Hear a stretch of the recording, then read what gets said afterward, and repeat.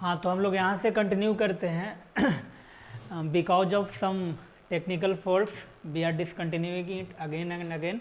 सो यहाँ से हम लोग कंटिन्यू करते हैं। Finally she speaks and her voice is soft but stern. Finally वो क्या करती है, वो बोलती है और उसका जो आवाज़ है वो क्या है, सॉफ्ट, काफ़ी वो सॉफ्ट वॉइस में बोलती है, बट स्टर्न, कुछ कड़वा बात बोल जाती है। और वो ये बोलती है I don't know, she says, वो कहती है कि मैं नहीं जानती, I don't know whether the word you are holding is dead और एलाइव।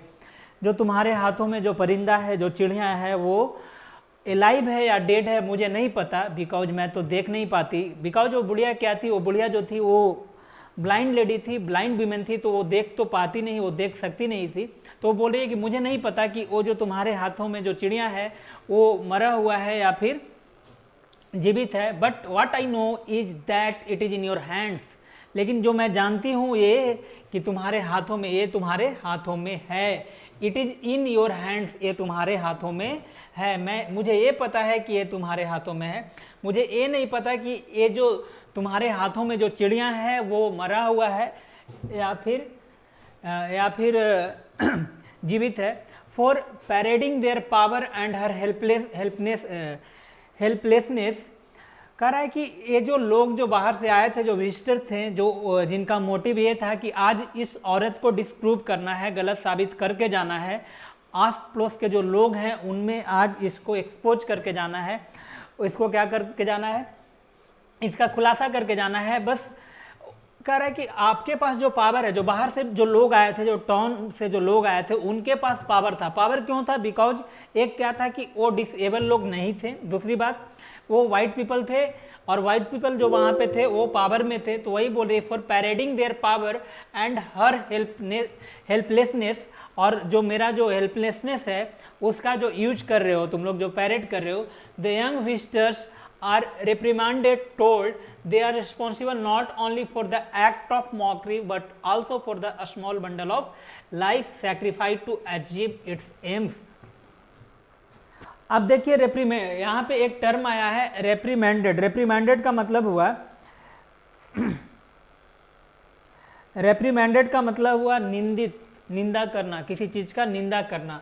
ये जो बाहर से जो यंग विजिटर्स आए थे उसका निंदा कर रही है वो, और कह रही है कि you are responsible not for the act of mockery. Act of mockery का, जब किसी का हम मजाक उड़ाते हैं, जब किसी का हम मजाक बनाते हैं, तो मॉकरी का मतलब मजाक बनाना। तो ये जो लोगों के द्वारा जो किया जा रहा काम था वो एक्ट ऑफ मॉकरी था, बिकॉज वो उन लोगों का मोटिव और मकसद ये था कि आज इस औरत का मजाक बना के जाएंगे। तो this was a act of mockery.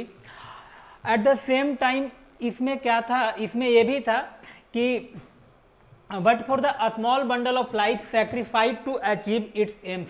इसमें और क्या हुआ था, इसमें एक जानवर का, एक पक्षी का क्या लाइफ को सैक्रिफाइस किया गया था ताकि वो अपने एम को अचीव कर सके, ताकि आज इस लेडी को, इस औरत को क्या करके जाएं, आज इस लेडी को वो लोग डिसप्रूव करके जाएं, गलत साबित करके जाएं। और उसके लिए उन लोगों ने क्या किया था, एक लाइफ को सैक्रिफाइस किया था। Because they were in power, they were parading their powers, वो अपने शक्ति का इस्तेमाल कर रहे थे और इसी के क्रम में वो लोग ऐसा किए थे।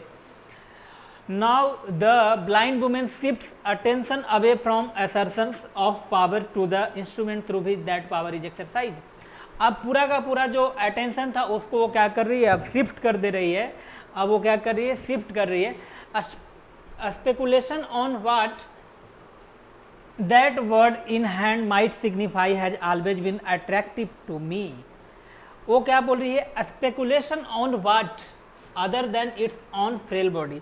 कह रहा वो जो चिड़िया है जो उन यंग पीपल के हाथों में है, उसके सिवाय और ये किस चीज़ को सिग्निफाई कर सकती है, ये जो चिड़िया है और किस चीज़ को सिग्निफाई कर सकता है, और किस रूप के किसके सूचक के रूप में हम इसको इस्तेमाल कर सकते हैं। बिकॉज देखिए कोई भी जो पढ़ा लिखा जो स्कॉलर होता है वो शब्दों का ताना बाना बुनने उसे आता है, शब्दों से खेलना उसे आता है, शब्दों का भली भांति इस्तेमाल करना आता है। तो चूंकि ये राइटर थी, चूंकि वो बहुत पढ़ी लिखी थी, नॉलेजेबल पर्सन थी, वाइज थी, तो अब देखिए कैसे शब्दों के साथ वो खेलेगी। वो क्या बोल रही है, speculation on what that word in the hand might signify has always been attractive to me। वो कह रही है कि ये चिड़िया किस चीज़ को सिग्निफाई कर सकती है, वो हमेशा से हमारे लिए अट्रैक्टिव रहा है, but specially so now thinking as I have been about work I do that has brought me to this company, so I choose to read the word as a language and the women as a practice writer. तो फिर वो बोलती है कि ये जो word है वो एक लैंग्वेज के फॉर्म में हम इसको सिग्निफाई करते हैं कि ये जो वर्ड है वो क्या है, लैंग्वेज है, जो किसके हाथों में है, यंग पीपल के हाथों में है। और ये जो ओल्ड वीमेन है वो क्या है, एक प्रैक्टिस राइटर है, एक प्रैक्टिस राइटर है। यहाँ पे कुछ क्वेश्चंस है, who was the old women, old women was the daughter of a slave who was blind, is this folklore present in one culture और मैनी, कह रहा है कि इस तरीके का कहानियाँ आपको बहुत जगह मिलता है और कहीं कहीं मिलता है। Who is the father of that old women, तो slave was the father of that old women. Where does the old women live, कहाँ पे रहती थी, तो वो रहती थी टाउन के बाहर एक छोटे से घर में। She lived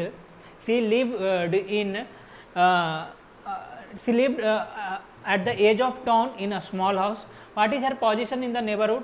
He was paid honor and he was a reputed person in his neighborhood. Why did some young people visited her? क्यों वहाँ पे गए थे उसके घर में, उसको डिस्प्रूव करने के लिए। What does the old women know about those people? उसके बारे में क्या जानती थी, कुछ नहीं जानती थी, सिर्फ उसका मोटिव जानती थी कि वो लोग क्यों आए थे। For what are the young visitors reprimanded?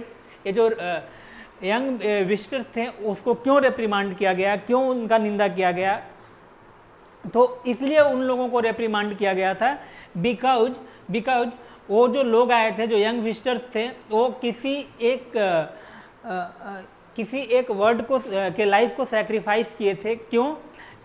खुद को क्या करने के लिए, किसी को गलत प्रूव करने के लिए और खुद के लक्ष्य को पूरा करने के लिए। What does the word and woman signify to the speaker?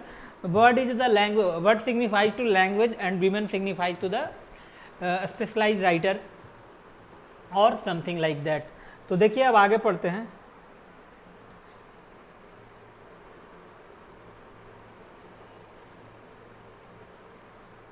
Now हाँ देखिए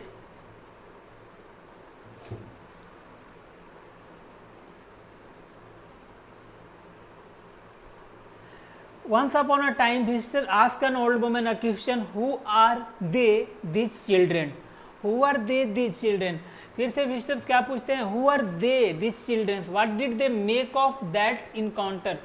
कर रहा है वो जो इनकाउंटर, जो दोनों का सामना हुआ था, उससे क्या उन लोगों को मिला। What did they here in those final words, उस फाइनल वर्ड्स में उन लोगों ने क्या सुना।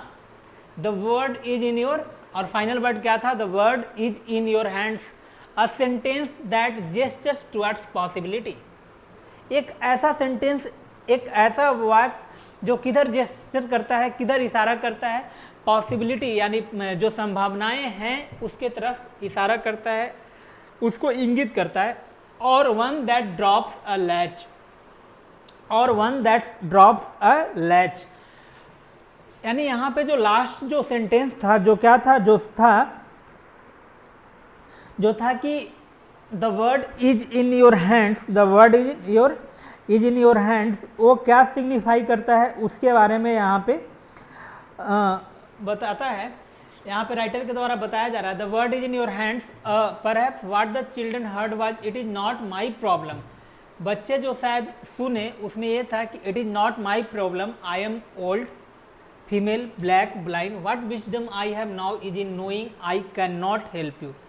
अब वो बोल रही है, वो लेडी देखिए बच्चों से क्या बोल रही है, it is not my problem, मेरी एक कोई समस्या नहीं है कि मैं बूढ़ी हूँ, मैं एक औरत हूँ, मैं ब्लैक हूँ और मैं ब्लाइंड हूँ, this is not my problem. What wisdom I have now, जो मेरे पास जो विजडम अभी मेरे पास जो है, is in knowing I can not help you, इस चीज़ को जानने में है कि मैं तुम्हारी मदद नहीं कर सकता। I can not help you, the future of language is yours, और इस लैंग्वेज का जो फ्यूचर है, जो भविष्य आपके हाथों में है, that is in your hands.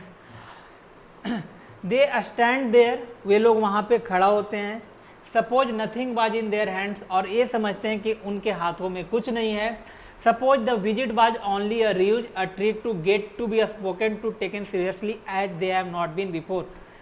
और ये मानते हैं कि ये जो हम लोगों का जो विजिटिंग जो हमारा जो विजिट था वो मात्र एक ट्रिक था कि किसी के द्वारा ऐसा बोला जाए और हम लोग एकदम कम्प्लीटली एब्जॉर्ब्ड होकर उस चीज़ों को सुने।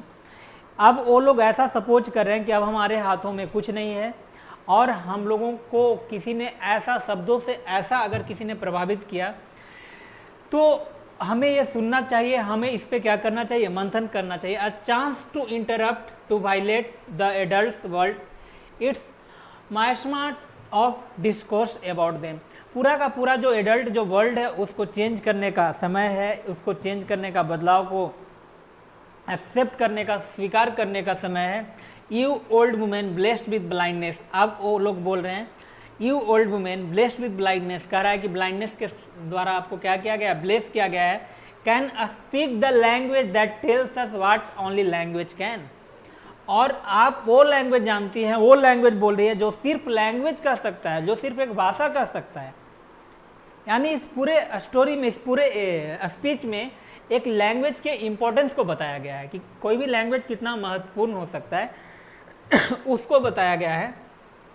How to see without pictures, बिना पिक्चर का कैसे देखा जा सकता है, बिना पिक्चर को यानी बिना तस्वीर के भी हम कैसे देख सकते हैं। With the use of language, language alone protects us from the scariness of things with no names, कह रहा है वो हमें बचाता है किससे, scariness of things with no names. Language alone is meditation, language खुद में क्या है, एक मेडिटेशन है। यानी पूरा का पूरा जो यहाँ पे महिमा मंडन किया गया है वो किसका किया गया है, एक भाषा का, एक लैंग्वेज का किया गया। यानी लैंग्वेज क्या है काफ़ी इम्पोर्टेंट है, ये बताया गया है यहाँ पे।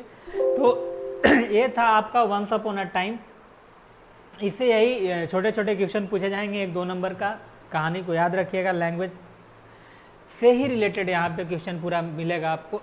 फिर उस लेडी के बारे में याद रखिएगा, उसके नेबर के बारे में याद रखिएगा, क्यों उन्हें ऑनर दिया जाता था, ये चीज़ हमें ध्यान में रखना। Who is the writer of once upon a time, Toni Morrison. 7वीं ऐसी लेडी थी जो जिनको क्या मिला था, नोबेल प्राइज़ लिटरेचर में, और फर्स्ट ब्लैक वुमेन थी जिसको नोबेल प्राइज़ मिला था लिटरेचर में। ठीक है, ये जो क्या है, ये एक स्पीच है, यहाँ पे पूछेगा स्टोरी है, स्पीच है, इससे है क्या है, तो वहाँ पे अगर ऑप्शन में आएगा तो हम इसको क्या करेंगे, स्पीच करेंगे। तो ये था हमारा पूरा का पूरा pros section. Now it is over. Now we will move forward to the next prose section in the next video. Till then, take care. Goodbye.